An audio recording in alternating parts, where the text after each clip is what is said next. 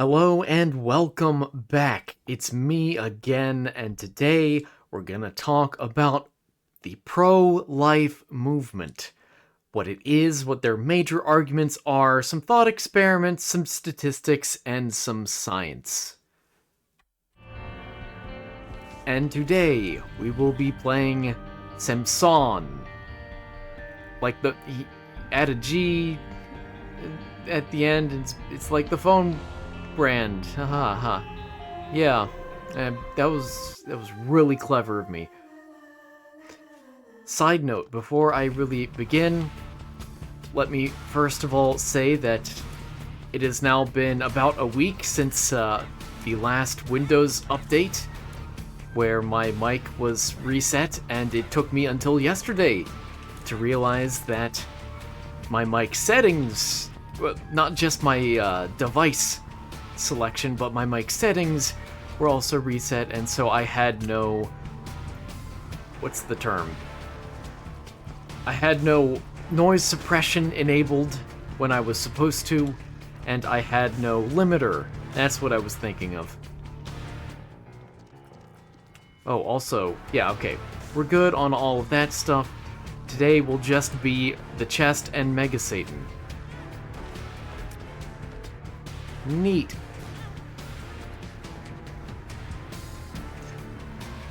And another thing, last thing before I do get started, is that I really did, as I said I would, flip a coin to determine whether I was talking about pro-life or pro-choice first, because I don't want to give off any sort of illusion that talking about which one first actually matters. It doesn't. But just in case, I flipped a digital coin in order to help determine which to talk about, and this was the result. I don't like this floor. This was not a great floor. At least, oh boy, okay. Well.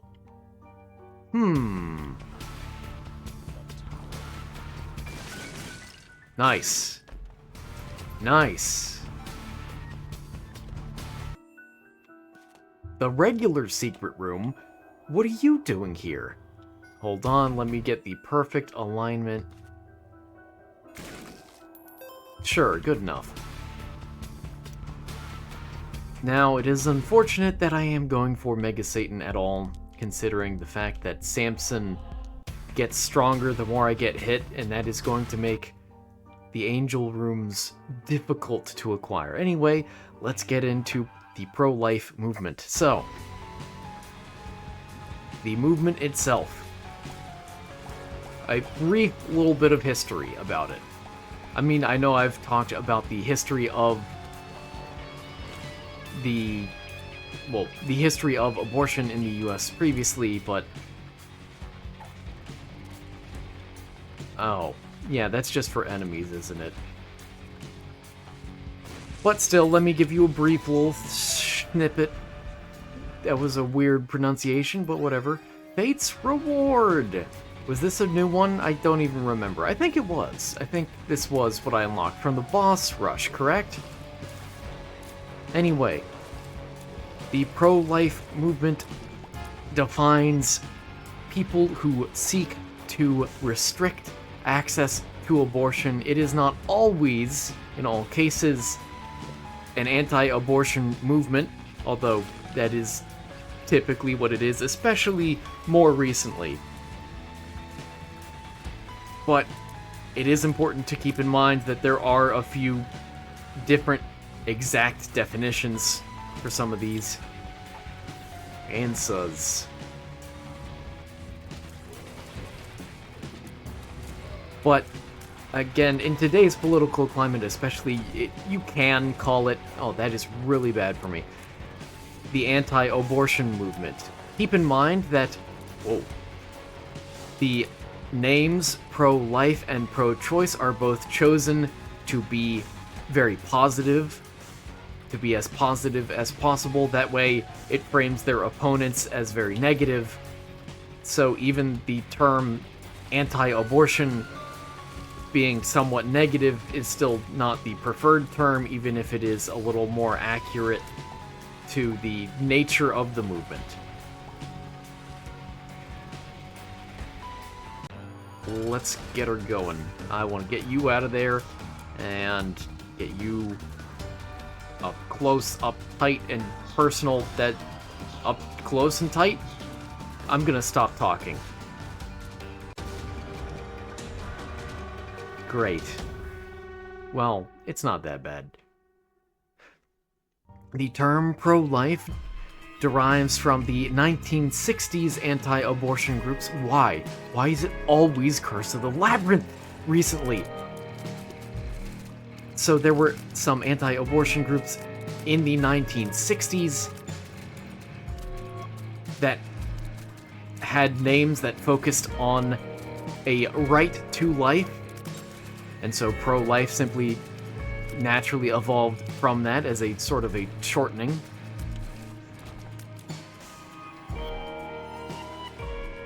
Yeah, I'll trade a bomb. Sure, why not? Actually, let me use answers. Okay. Not a bad usage. Now, I'm gonna be really salty if I don't get an angel room this floor, and Curse of the Labyrinth screws me over like that. I probably won't if I keep getting hit, though. Don't worry. I'm sure I'll disappoint you somehow. Whoa. Now, originally, the term pro-life was more of a progressive movement, or an identifier for a more progressive movement that was generally anti-war and also anti-death penalty, anti-capital punishment, that is. And just thought I'd check for planetarium since it crossed my mind. Sure. He is a nice little, or she, or they, are a nice little contrast to what I've got going on with my very limited range. I wish they were faster.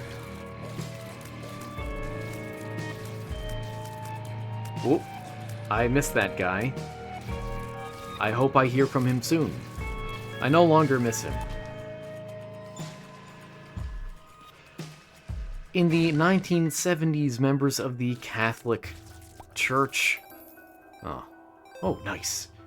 Now I just need keys. Members of the Catholic Church developed what is known as the consistent life ethic, which still influences the pro-life movement today. This consistent life ethic is sort of what I was talking about, with being generally anti-war and anti-anything that would harm life, and abortion simply falls under that, but other things that the consistent life ethic is against include... Hold on.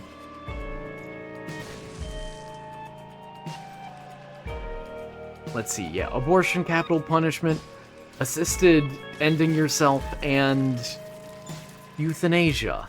And I did have a bit of a deep dive in my personal time, although maybe I'll turn this into an episode one day. But I did have a pretty interesting research session just looking into the differences between euthanasia and adultinasia. I jest. No, but in more seriousness, looking up the differences between offing yourself with assistance versus euthanasia. Anyway, major arguments of the pro-life movement. The first and biggest one is that life begins at conception. No surprise, well, some surprise there maybe, because the legal battleground has always been on the, what's it called, viability of the fetus, rather than conception. Not everyone in the pro-life movement agrees that life does start at conception, but that is the general opinion. It is a bit extreme, not because it is necessarily not because it's like, how do I word this? The reason it's extreme is not because it is rational, but because of what it implies, of the amount of work that it implies that people should put into this and how much people should care about it. That is a poor way of putting it, but I hope you understand.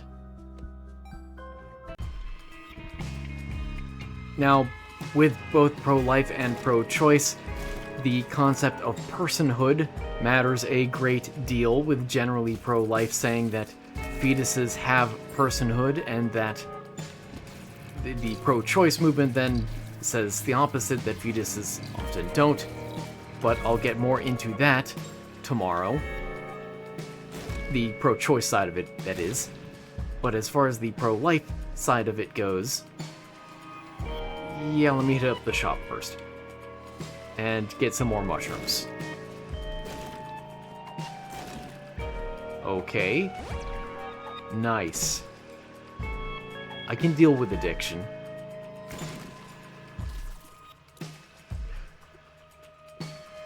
So, as far as the pro-life side of things is concerned, or as far as the pro-life side of things is concerned, a fetus is able to form a unique individual with the potential for a future. Here's what I'm gonna do.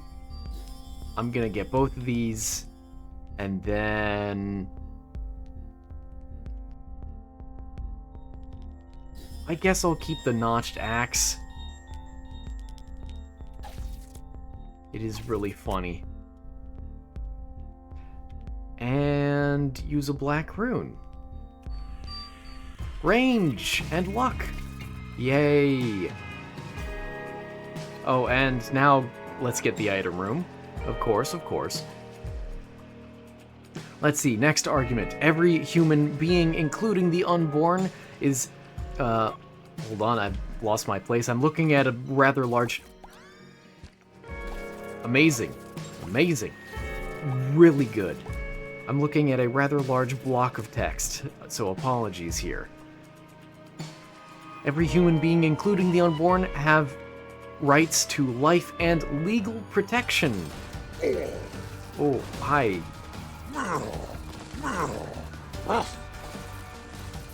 Whoa, mine.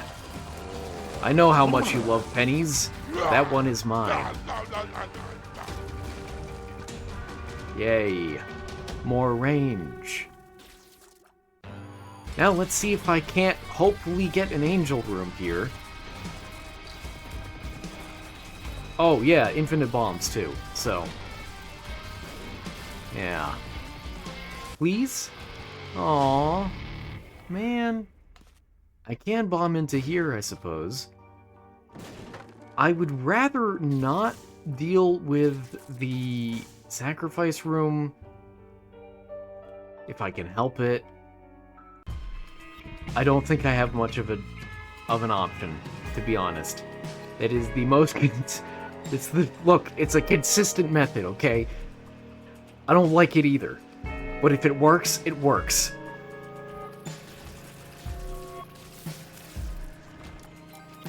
Let's see. Oh, hey there. Also, let me check for any black hearts, okay? Hi, Dry Baby. Welcome back. That is what I was really looking for, is a source of soul hearts. Now I don't feel so bad.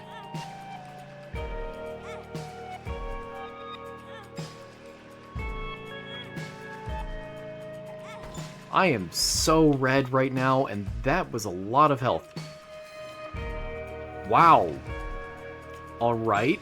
Okay. This is great. I guess I'll check out the cursed room, too. No! Oh. Rest in peace. Rest in pieces. Loser.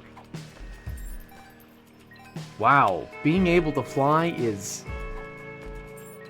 massive for this floor especially, apparently. Yeah, okay. Do I drop the child's heart? It is a bit much, you know. Ooh, there was a lot of health in there. I don't like the fact that the child's heart actually replaces other potential drops. It would be one thing if it added hearts to the pool, but to replace them is not great. Here we are. Good, good, yes. More. If I walked into that accidentally, I would have cried. Only a little bit.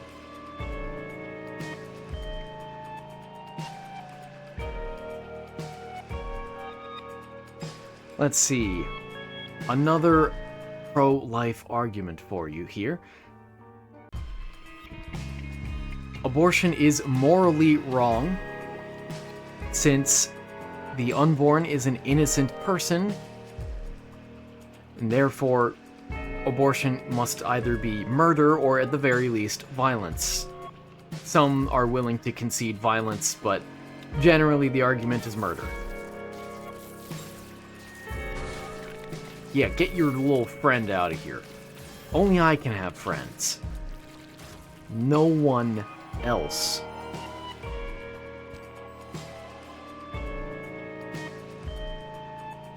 Again, in particular, this is why personhood matters so much. And looking for hearts, I mean, you know, I'll go over here and probably be good, I guess.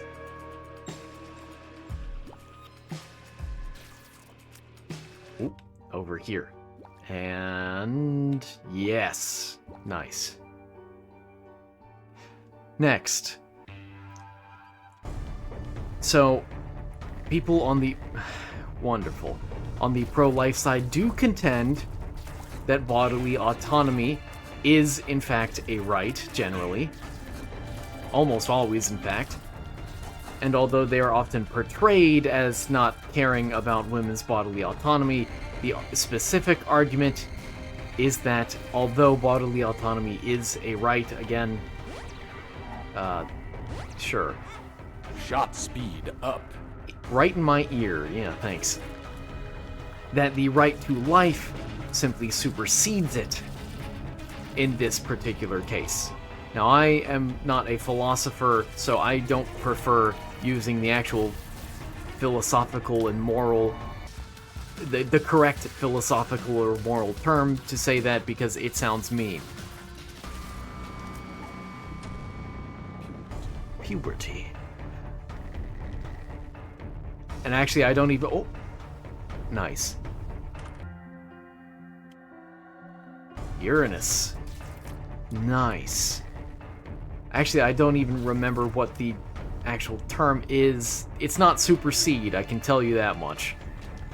Ooh. Inferior seed, perhaps. Ha ha ha ha. No.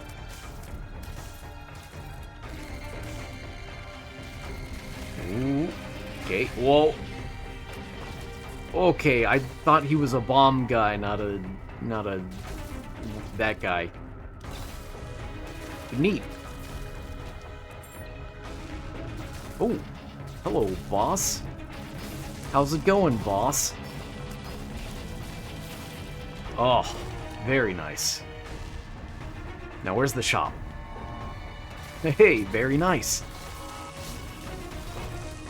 Now, where's the item room? Yeah, I'll buy it. Okay, doesn't really... Ooh. I'm gonna donate. I think that was worthwhile. I am well aware there's still one more shop, and I don't care. Also, my donations were starting to dip lower than I was comfortable with. because I've been sticking my fingers in the pot a little too much recently, if you catch my drift. Sure. Why not? Not that awful. And I think I will leave the child's heart. Sorry, child. I hope you don't mind. It didn't even make an explosion sound? What was that? Whoa.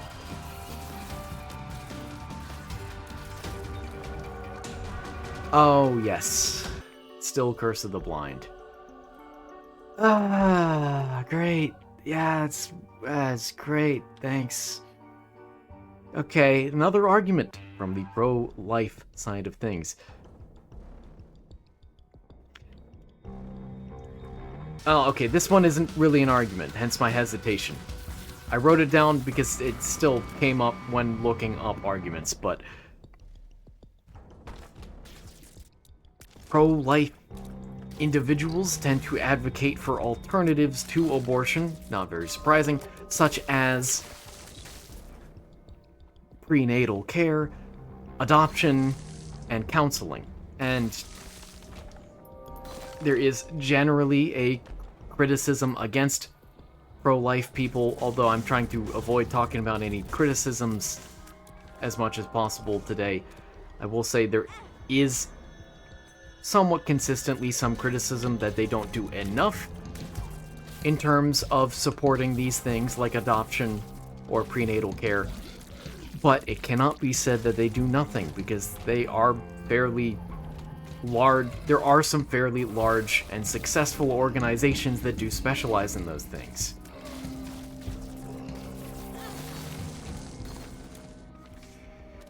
The Hanged Man. Great, thanks. Oh, man. Hanged Man.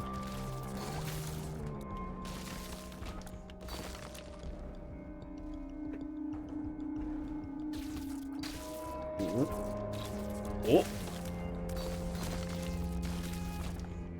Cool. Okay. Uh-huh. Uh-huh. Nice. Let's see, next. Pro-lifers. It's not a formal term. It's an informal term, if you couldn't tell. Pro-lifers tend to argue that... Oh! Yes! Yes! I'll go back for that heart. I will most likely need it. Tend to argue that women should avoid abortion because of the potential for physical or mental trauma from the abortion itself. That is an argument. It is less popular today due to the rise in mail-order abortion pills, specifically, but even still, it is sometimes argued. Yeah, I have free bombs for you. Can you give me health?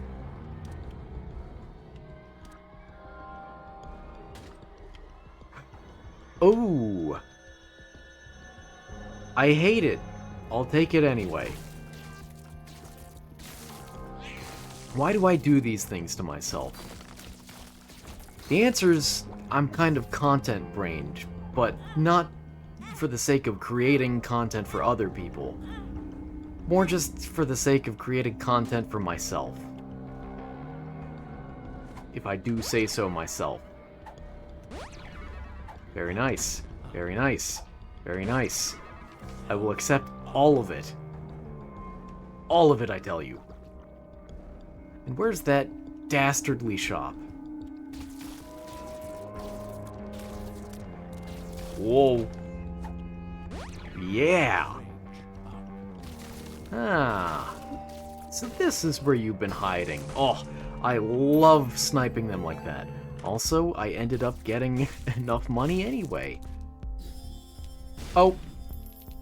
Yeah, I realized that just a second too late. Oops. Well, there goes that donation I built up. Aquarius, not bad, not bad.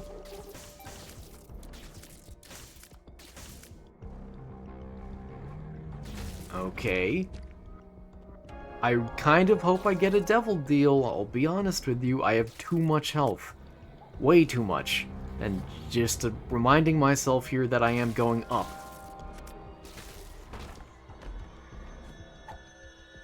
Ooh, yeah, maybe I should take that into the fight. Nice! Right on top of her.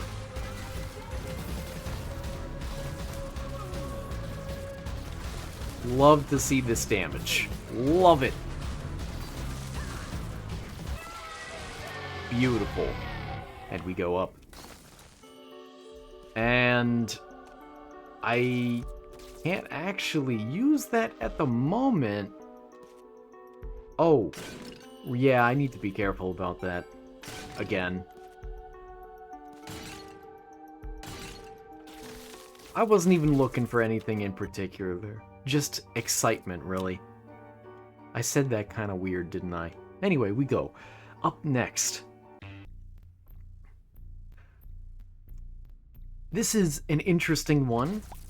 It's a little bit semantic. Well, actually, it's very bit semantic, but definitionally, abortion is not healthcare, and that is true, because healthcare, again, by definition, doesn't actually cover intended, well, bodily processes that are intended and may carry some risk, but so long as there isn't a demonstrable amount, not demonstrable, so long as there's not a sufficient amount of risk to the mother's health,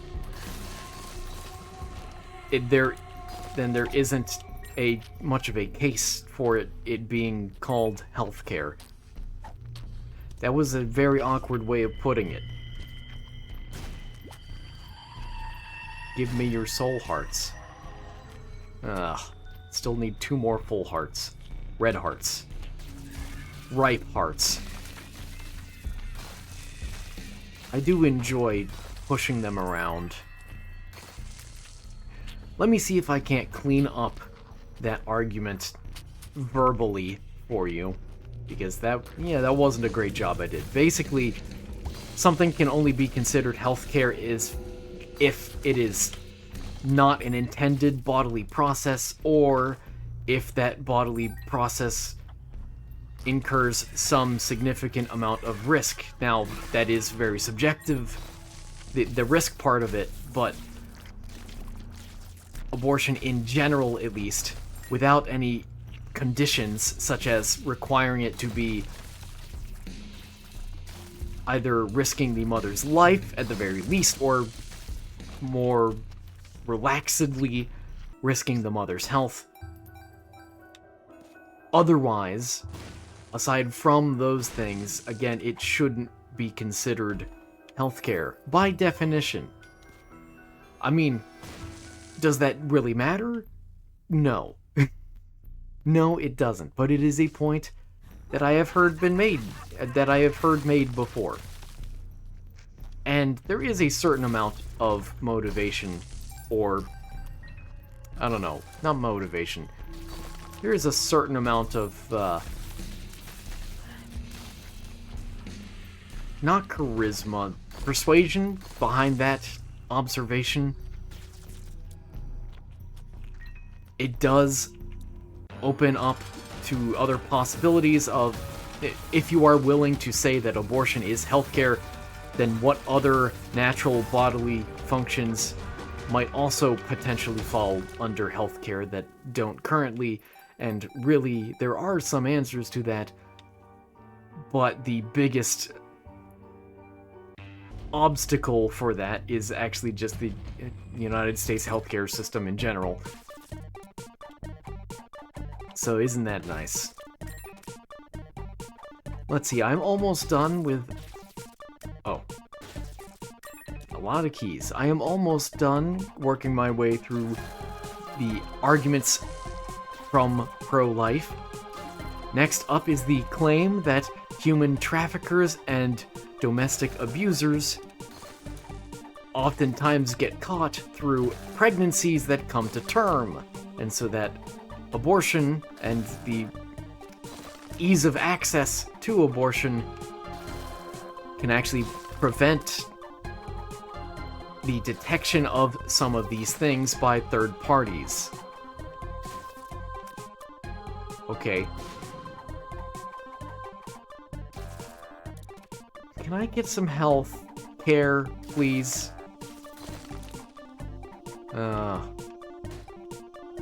Probably not, by the looks of it. I'll just have to sit on you for a minute. The final argument from pro-life that I have written down here actually isn't even an argument at all, it's more of an observation. Okay, fine. I'm drowsy used to be a goaded pill, not anymore. Actually, you don't even give me red health, do you? Yeah, get out of here.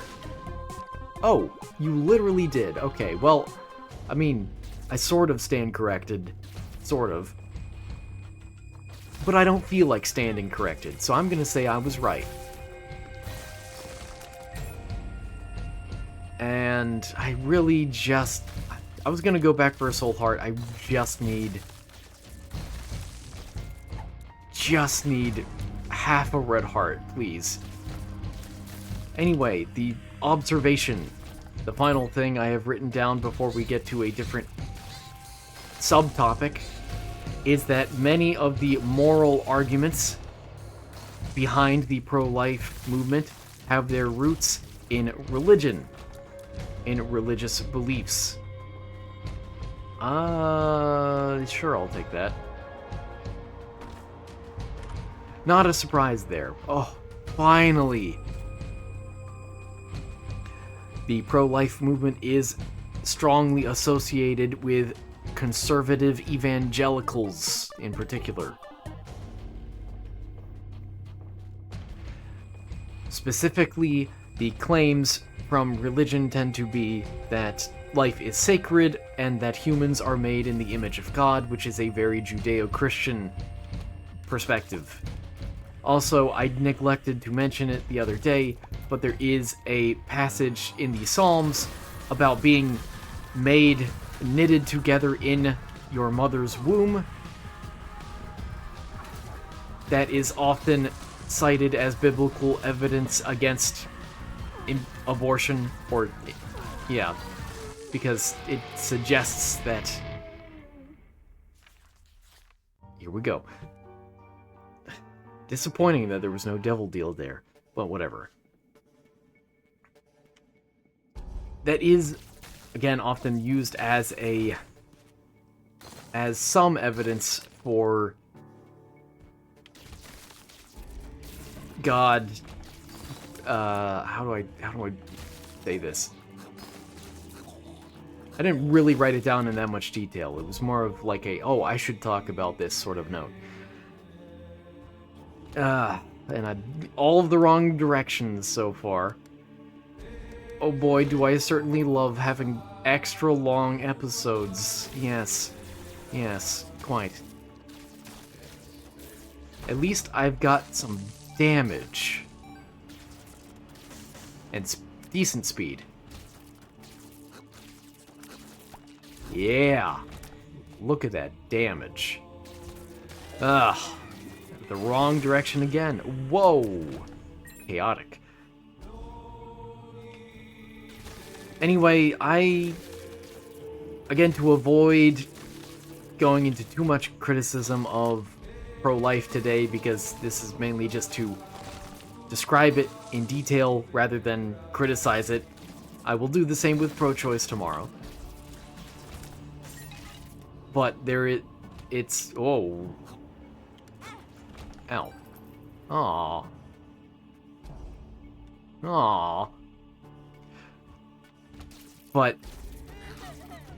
being knitted together in your mother's womb, although it can suggest well, it does admittedly strongly suggest that life begins at conception, I suppose, At least David's life did. Ooh, the Hierophant. That's what I was hoping for. Keep in mind, there is also still the passage that I read the other day, where it, again, the Old Testament, and again, strongly suggests that life, fetal life, is not equivalent to human life, legally. So, I guess the vote's out, although you could argue that the passage in Psalms is not necessarily literally true. In fact, it is perhaps wise to not interpret that many psalms as literally true at all, because they are psalms. They are poetry. And I want to be careful of fundamentalism. I don't think it's a wise perspective to have. Anyway, that's enough of the arguments.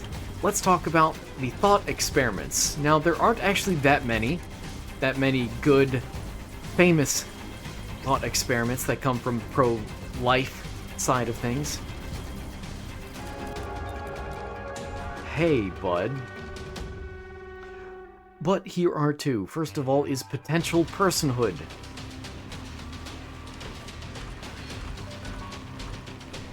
Wow. Very balmy. Very cool. Yes, I will take conjoined. It's not that... What is this room? When I had 99 coins? Whatever. It's fine, probably. So, potential personhood, this one isn't... I don't feel like picking that up. I'm sorry. This very simple, very straightforward thought experiment, well, isn't even much of a true thought experiment, more of just a consideration. I'll save that for later. Why was he frozen? Why? Oh, ice tears, right. That is very nice. Is that? No, it's not. I was hoping for Spider Baby transformation, but I guess not. Oop. Nice. And a book. Anyway, potential personhood basically states that a fetus has the right to life simply because it has the potential to develop into a person. No, no, no, no. Give me Nose Goblin. Far superior item. Ah. There you are. No! Also, getting the intruder, maybe not the best decision. It's going to be difficult to spot myself after I take damage, as you just saw there. Nice. He's gone. Just like that. Was that foolish of me? Perhaps.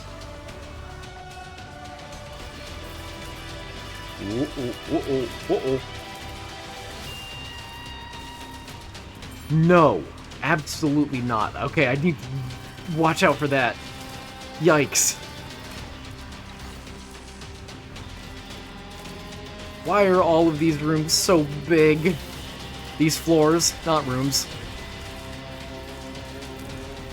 Anyway, the second of the thought experiments I will mention is the guest in the house thought experiment attributed to John Noonan. The thought experiment goes something like this. A pregnant woman seeking an abortion is similar to a family who refuses to shelter a guest in need.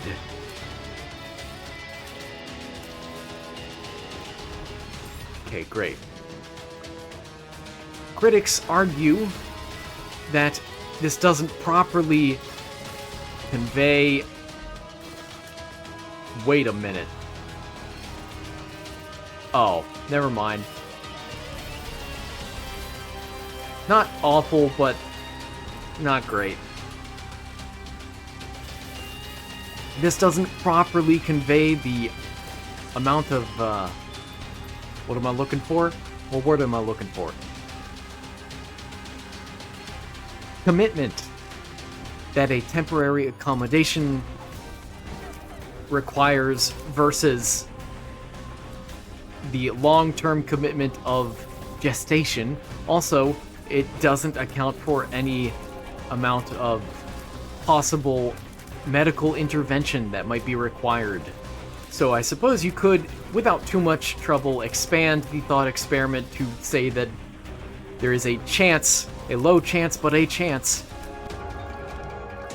that the guest that you were inviting into your house is violent or destructive or something. Possibly even a risk to your life. Possibly. But it's a low chance, and I suppose to try and give this as much credence as possible, because that is the point of today, not that this is what I personally believe in. And that was... I did not remember that was there appropriately. That was very lucky.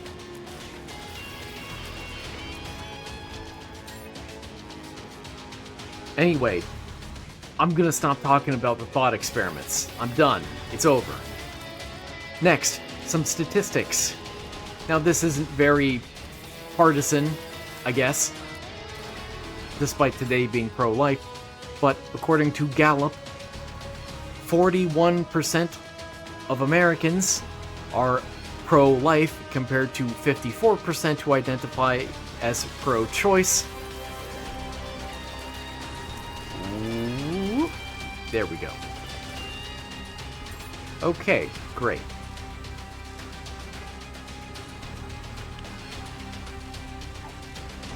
Yes. Perfect. Also, in a separate poll, this is not a subset of the first results, 50% of Americans believe abortion should only be legal in some circumstances. A solid 50%. 35% by comparison believe that abortion should be legal in all circumstances. And 12% believe that abortion should be illegal in all circumstances. Even if it's a threat to the mother's life, I suppose, which is a shocking number to see, to be honest, but that's more personal analysis, I guess. Furthermore, again, in a separate poll, really. I mean, it's all part of the same poll, but it's different questions, so there's no... Get out of here. There's no conditional probabilities going on here. That's my point. Whoa. According to Gallup, still, an approximate 55% of Americans in total oppose second trimester abortions, and 70% oppose third trimester abortions. Now, 70% still isn't 100, and in one of the larger nations on Earth by population size, I mean, we're dwarfed by India and China, but other than them, we're still up there in population size. That does mean that 30% of people, which is a rather significant number of people, sorry, I'm a little burpy, I'm keeping it in, are in support of third trimester abortions, but it is interesting to see the 70%, which indicates that it crosses, political lines. That generally, even people who are Democrats are against some of them, at least. Maybe not a majority of them. But a significant portion of them are against third trimester abortions, at least. Now, I did also want to mention statistics that support pro-life arguments, but I'll be honest with you, and this is getting it a little bit, again, into some more personal judgment calls here, but having looked through a variety of statistics from a few different pro-choice organizations, although I don't believe their statistics to be fabricated or otherwise wrong, I do find them to be misleading, as they often focus almost entirely on the moral aspect of abortion, even when in many, many cases, the morality of abortion isn't really being considered by the women seeking abortions. Perhaps in some cases it could be, but generally there are more specific contributing factors, such as finances. Yay! And Delirium is already done, so that will do it for today's run. The Bloody Penny. Nice. Final things to say. Science. Science. How does science relate to pro-life? Well, first of all, a lot of the, again, legal issue here is over the viability of the fetus, and as medical technology continues to improve, fetal viability keeps being pushed further and further back, earlier and earlier into the pregnancy. So, although people generally agree that it is a good measure of when an abortion is right versus wrong, despite one side believing that it begins at conception and the other always believing in pro-choice, it is a bit of a moving goalpost, not in the actual moving goalpost sense, I guess, but maybe I shouldn't have said that term then, but more in the sense that it's gonna get more and more extreme as technology improves. But research into fetal development shows surprisingly early developments of what we would typically consider person-like traits in fetuses, which are often cited and supported by pro-life choices and often blatantly disregarded by pro-choice organizations. Did I say pro-choice twice? I meant... I don't... I think I said pro-life first, appropriately. Anyway, there are some rather heavy claims by pro-choice organizations that there is absolutely no possibility that a fetus could feel pain before the third trimester. And that has... It is not the consensus that it is wrong, but it is gradually becoming the consensus that is wrong. There have been a number of studies, especially in the past few years, that do pretty strongly suggest, either directly or indirectly, that a fetus can feel pain absolutely by the 21st week of the pregnancy, possibly even as early as week 12, which would be around the start of the second trimester. Not the third trimester, the second. The nervous system itself begins development at around 7 to 8 weeks' time, but although there are some people that argue that a fetus could potentially feel pain as early as then, there's no great... It's not very convincing. It's at all whatever. But again, a variety of studies from a variety of approaches, a variety of arguments suggest that a fetus might be able to feel pain by week 12. Again, top of the second trimester. Also, other things to mention: a fetus smiles first. It's called the social smile between weeks 6 to 8. A fetus laughs by 24 weeks, and the fetus is capable of moving or even hiccuping by weeks either 16 through 24, which is called quickening. I shouldn't have said either.